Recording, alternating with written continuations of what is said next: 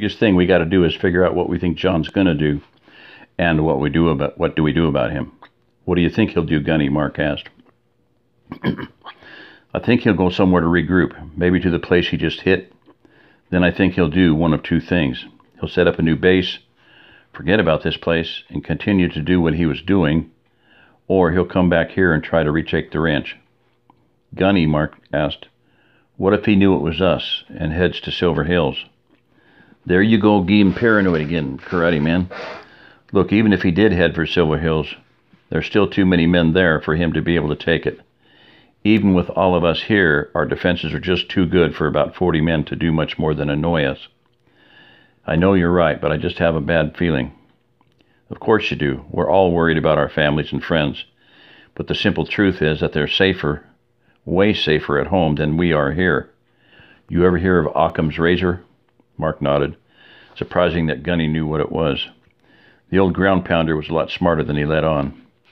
It says that the simplest solution is the most likely. That's right. And the simplest solution is definitely not that he knows it's us and is headed for Silver Hills, is it? I guess not, Mark said, glad Gunny felt so sure of the situation and yet still feeling something wasn't right.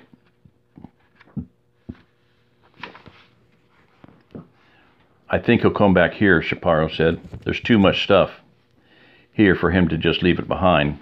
Plus, we all heard he went out on the last raid for revenge.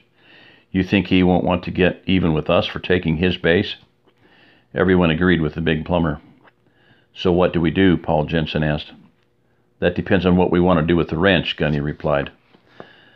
I was thinking that some families from Silver Hills might want to live here, Ralph said, especially the ones who are doubled up in someone else's house or living in a camper or tent. I wouldn't advise that, Gunny said. Unless you put 3 or 4 families in each cabin, I don't think you'd have enough people here to provide the security the place requires, let alone all the other work that needs to be done.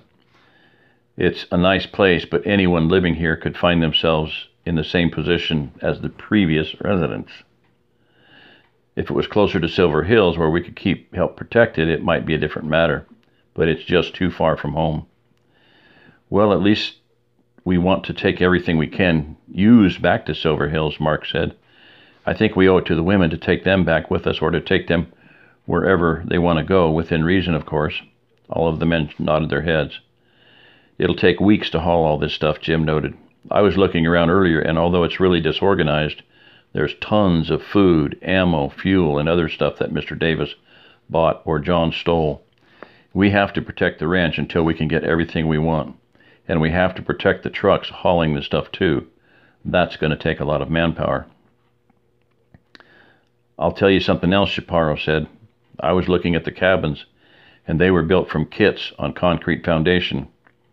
There's no way to move the slabs, but the cabins could be taken apart and put back together again on another slab or even a pier and beam foundation. It's a huge job, but we could add 26 houses and a barn to Silver Hills.